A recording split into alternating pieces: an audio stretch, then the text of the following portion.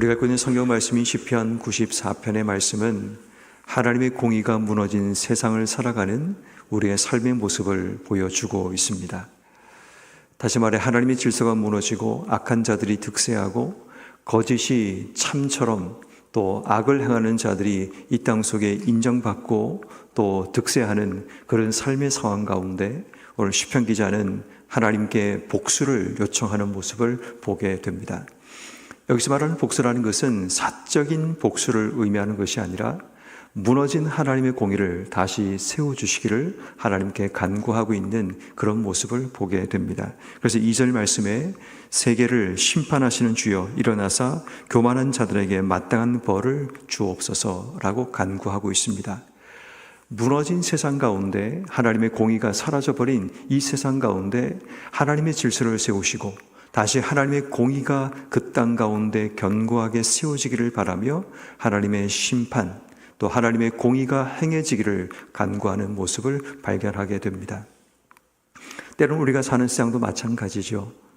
우리가 볼 때는 틀린 것이, 잘못된 것이, 악한 것이 득세하고 지배하는 그런 세상을 살아가다 보면 때로는 우리의 마음속에 불편함이 생기고 또 힘겨움을 느끼게 됩니다. 뭔가 잘못된 것이 우리의 삶을 이끌어갈 때, 그것이 우리의 삶의 중심에 서서 우리를 지배할 때 우리의 마음속에 견디지 못하는 불편함이 우리 속에 생겨나게 됩니다. 그때 우리도 오늘 성경 말씀에 나오는 시편 기자처럼 하나님 앞에 엎드리는 지혜가 필요합니다. 물론 우리가 맞붙어서 싸울 수도 있습니다. 그런데 내 생각과 또 내 판단으로 싸우고 나가는 것은 때로는 어리석을 수가 있습니다. 하나님의 뜻이 무언가를 발견하는 지혜가 가장 먼저 필요하죠. 시편 기자가 어리석고 힘이 없어서 하나님께 간구하는 것이 아니라 그의 삶의 중심에 가장 우선되는 것이 하나님께서 이 무너진 공의의 문제를 해결하실 분이라는 기본적인 인식이 그의 삶 속에 있었다라는 겁니다. 다시 말해 우리의 삶에도 물론 내가 나서서 해결할 수 있고 내가 나서서 어떤 문제를 바꾸고 뒤집을 수 있을 수도 있겠지만 하나님께서 지금 이 상황 가운데 우리에게 무엇을 말씀하시는지 또 이 상황 가운데 하나님의 뜻이 어떤가를 아는 지혜가 우리에게 필요합니다. 그래서 시편 기자는 하나님께 무너진 이 공의의 상황 가운데 하나님이 복수해 주시기를, 하나님께서 이 모든 일의 주체자가 되셔서 이 일을 해결해 주시기를 간구하고 있는 그 모습을 말하고 있습니다. 그런데 오늘 성경 말씀의 현실을 보면 3절 말씀에 악인이 언제까지 또 악인이 언제까지 계가를 부르리이까? 4절 그들이 마구 짓거리며 오만하게 떠들며 죄악을 행하는 자들이 다 자만하나이다. 5절 그들이 주의 백성을 짓밟고 주의 소유를 곤고하게 하고 6절 과부와 나그네를 죽이고 고아를 살해하며 말하기를 여호와가 보지 못하고 야곱의 하나님이 알아차리지 못하느니라. 그들이 악을 행하는 것을 넘어서 하나님마저 그들이 얼마나 멸시하고 있는가를 보게 됩니다. 마치 이런 상황 속에 이르게 되면 피가 거꾸로 흐르는 것처럼 우리 마음속에 분노가 삶을 지배하게 되고 우리의 모든 이성이 마비되는 그런 일들도 일어날 수 있는 그런 상황입니다. 그것이 세상 속에서나 때로는 하나님의 세우신 교회 안에서나 때로는 우리의 가정 안에서도 마찬가지입니다. 이런 일들이 일어날 때 우리 마음속에 정말 불편하고 또 그 분노감이 우리의 삶을 지배하는 그런 삶을 살아가는 그런 일들도 일어나게 됩니다. 그때 오늘 성경 말씀은 우리에게 이런 지혜를 몇 가지 소개를 합니다. 12절 말씀에 보면 여호와여 주로부터 징계를 받으며 주의 법으로 교훈을 받은 자가 복이 있나니. 자, 여기서 우리는 이 말씀을 조금 자세히 살펴봐야 되는데 주로부터 징벌을 받으며 라는 말이 이 본문을 조금 해석하기가 어렵게 만들기도 합니다. 주님의 징계를 받은 자가 주의 법으로 교훈을 받는다. 이게 무슨 말일까?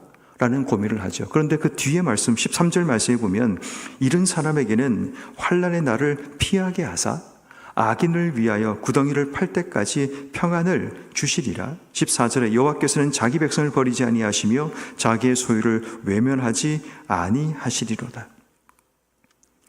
뒤에 말씀은 이런 자들에게 하나님께서 은혜를 베푸신다라는 그 결론의 말씀이 따라오고 있음을 보게 됩니다. 그러면 이 말씀의 의미를 우리가 조금 새롭게 해석할 필요가 있다는 사실을 보게 되죠. 주석가들은 이 부분을 어떻게 해석하는가 하면 주의 법대로 사는 자들에게 징계가 있을지라도 라는 부분으로 해석합니다. 어떤 의미인가 하면 주의 법대로 살려고 노력하는 자들이 앞서 말씀드린 악인들, 오만한 자들로부터 공경을 당하고 어려움을 당하는 이 부분을 주의 징벌이라고 해석을 합니다. 다시 말해 고인과 무너진 세상 속에 살다 보면 때로는 공격당하고 힘겨운 일을 당하는 그런 우리의 삶이 찾아올 때가 있죠. 여기에 중요한 근거는 내가 그럼에도 불구하고 주의 법대로 살아가려는 도전과 노력의 삶을 의미합니다. 자, 다시 한번 얘기하면 고인과 무너진 세상을 살아가는 우리가 사는 삶의 지혜가 바로 여기에 있음을 보게 됩니다. 고인과 무너진 세상 가운데 그들처럼 살아가면서 우리의 삶이 튀지 않으려고 어쩌면 흘러가는 대세를 따라가는 그런 삶을 사는 것이 지혜다라고 생각하며 사는 사람도 있지만 오늘 성경에 나오는 이 사람은 주의 법대로 살아가는 삶을 살아갑니다. 대세를 따르지 않고 하나님 안에서 자기의 길을 걸어가는 사람, 그 결과로 사람들에게 징벌을 당하는 겁니다. 그들의 공격을 받고 그들의 비난을 받고 그들의 손가락질 가운데 인생의 삶을 살아가야 되는 불편함과 힘겨움을 경험하며 살아가는 그 삶을 의미합니다. 그런데 오늘 성경 말씀은 그런 자들을 향한 하나님의 보상과 은혜를 설명하고 있습니다. 이 말을 바꿔 얘기하면 무너진 공이 질서가 깨어진 세상을 살아갈 때 그들이 가는 길을 따라가는 것이 아니라 그들만 비난하며 또 그들을 손가락질하며 서는 것이 아니라 우리의 설 길은 주의 법대로 사는 자, 하나님의 말씀과 주의 법으로 교훈을 받아 살아가는 자가 되는 것, 어쩌면 이것이 크리스찬들이 주시는 하나님의 교훈의 말씀이라는 것을 보게 됩니다. 물론 그들과 맞서 싸울 것도 필요합니다. 때로는 그들에 대해서 손가락질하는 것도 필요하기도 합니다. 그렇지만 여러분, 우선적으로 우리의 삶에 중요한 삶의 자리는 어디인가 하면 주의 법대로 교훈을 받아 살아가는 겁니다. 다시 말해 수많은 잘못된 악과 또 거짓이 난무하는 세상 가운데 우리가 어디에 귀를 기울이고 어떤 소리에 귀를 기울여 하는가를 먼저 돌아봐야 된다는 겁니다. 혹시 우리가 그들의 악함 때문에 또 그들의 오만함 때문에 분노하는 일에 귀를 기울이고 우리가 그들에게 뭔가를 보여주겠다라는 우리의 마음만 드러내느라 정말 우리가 놓치고 있는 것이 주의 법대로 교훈을 받는 이 일에 우리의 삶이 소홀히 하고 있지 않는가를 돌아봐야 됩니다.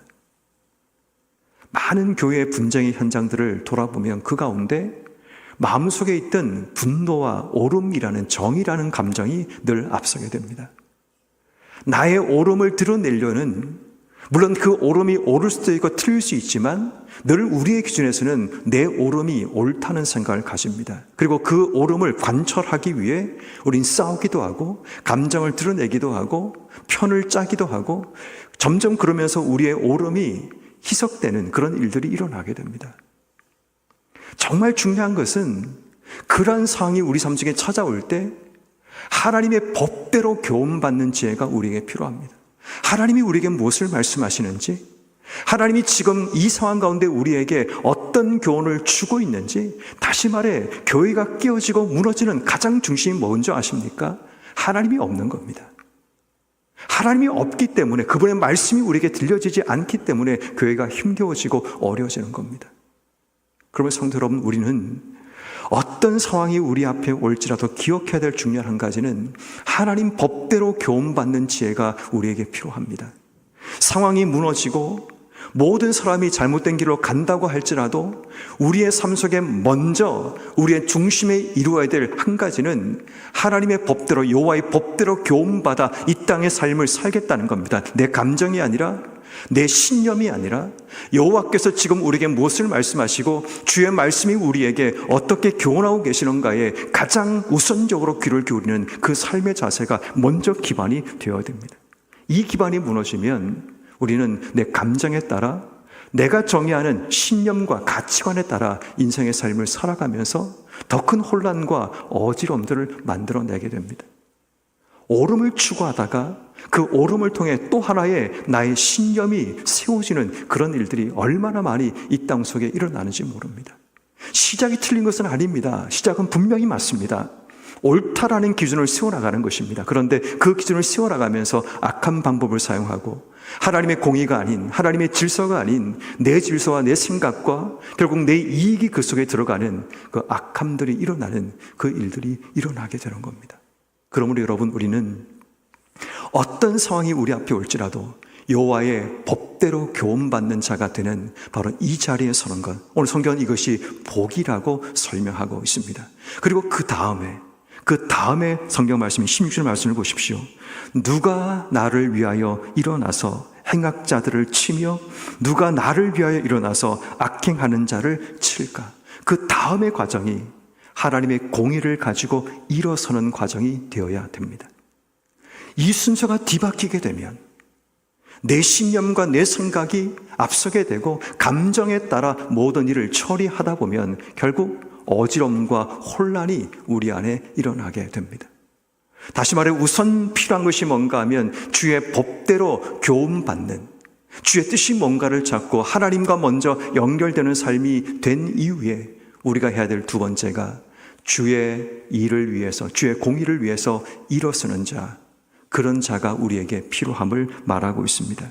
그리고 17절은 우리에게 말합니다. 여호와께서 나의 도움이 되지 아니하셨더라면. 그런데 중요한 것은 그 모든 상황 가운데 우리의 가장 중심은 여호와를 나의 도움으로 삼고 사는 삶이 되어야 됩니다. 왜냐하면 여호와께서 나의 도움이 되지 않으면 내 영혼이 벌써 침묵 속에 잠겼으리라, 죽었다는 말이겠죠. 18절 말씀에 나의 발이 미끄러진다고 할 때 주의 인자심이 나를 붙드셨고, 19절 내 속에 근심이 많을 때 주의 위안이 내 영혼을 즐겁게 하시나이다.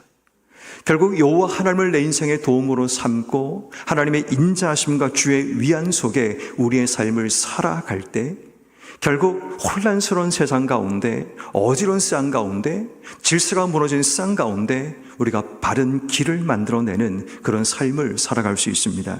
다시 한번 성경 말합니다. 22절 말씀에 여호와는 나의 요새요 나의 하나님은 나의 피할 반석이시라. 그들의 죄악을 그들에게 되돌리시며 그들의 악으로 말미암아 그들을 끊으시는 하나님의 심판이 일어나게 됨을 보게 됩니다. 자, 다시 말해 어지럽고 질서가 무너지고 하나님의 공의가 사라져버린 세상을 살아가는 지혜가 오늘 본문 속에 우리에게 나타나고 있습니다. 때로는 우리가 사는 쌍 가운데 우리의 오름이 필요할 때가 있고, 때로는 무너진 세상 가운데 질서를 세워야 될 필요를 느낄 때가 우리에게 일어납니다. 그때 여러분, 한 템포를 잠시 쉬면서 우리가 먼저 기억할 것이 무엇인가를 생각해야 됩니다. 다시 말해 공의가 무너진 세상을 살아가는 성도라면 우리가 이 쌍을 어떻게 살아가야 되는가에 대한 시편 94편의 교훈의 말씀을 우리가 먼저 기억해야 됩니다. 그 첫 번째가 주의 법으로 교훈받는 삶이 시작되어야 됩니다. 가장 시작이 주의 말씀을 통해 내가 계속해서 교통하고 소통하는 삶이 먼저 일어나는 것, 그 다음이 주를 위해서 일어서는 삶이 필요하고, 그 다음이 하나님의 도움을 삼고 주의 위안과 주의 인자심을 따라 우리의 삶을 살아가는 삶을 살아가는 겁니다. 그때 하나님께서 우리 가운데 하나님의 공의를 드러내시고 하나님의 심판을 이루어 가시는 겁니다. 중요한 것은 내가 심판자가 되고 내가 심판을 만들어내는 것이 아니라 주의 손과 발이 되어 내 삶이 쓰임받는 겁니다. 주님이 살아가시는 자리에 주님이 하라고 하시는 일들을 감당하는 것이지, 내가 내 생각대로 뭔가를 만들어내고 내가 뭔가를 이루어내는 삶을 사는 것이 아니라는 사실을 기억해야 됩니다. 다시 말해 신앙의 가장 중요한 질서는 하나님이 우리 인생의 주인 되시고 우리가 그분의 통치와 다스림 속에 살아가는 것이 가장 기본적인 질서입니다. 그런데 왜 오늘 이 시대가 혼란스러운가 하면 이 질서가 무너진 겁니다. 마치 우리가 주인인 것처럼, 우리가 선택할 수 있는 권한이 있는 것처럼, 마치 내가 뭔가를 할 수 있는 것처럼 착각하며 인생의 삶을 살아가다 보니까 결국 주종이 바뀌는 그런 일들이 일어나고, 내가 하나님이 되고 하나님은 내 말을 따라 움직이는 내 어떤 하인처럼 부리는 그런 일들이 일어나면서 결국 우리의 신앙이 신념으로 바뀌고 신념이 신앙을 이끌어가는 안타까움이 이 땅 속에 나타나게 됩니다. 우리의 신념이 중요하지만 신념은 반드시 신앙의 그늘 속에 있어야 합니다. 그래야지만 하나님을 내 인생의 주인으로 삼고 그분의 뜻을 따라 교회를 세우고 우리의 삶을 세워나갈 수 있는 겁니다.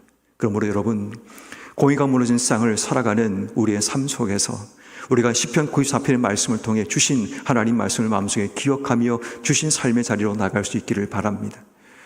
주의 말씀과 주의 법으로 교훈받는 삶을 살아가시고, 그리고 주님께서 우리에게 일어서기를 원하실 때 일어나서 주의 손과 발이 되어 일할 수 있는 우리의 삶이 되고, 더 나아가서 하나님을 나의 인생의 도움으로 삼고 주의 인자하심과 주의 위로 속에 주신 삶을 살아감을 통해 오늘도 우리를 통해 무너진 하나님의 공의가 세워지고 하나님의 질서가 세워지는 복된 삶이 되기를 주의 이름으로 축원합니다.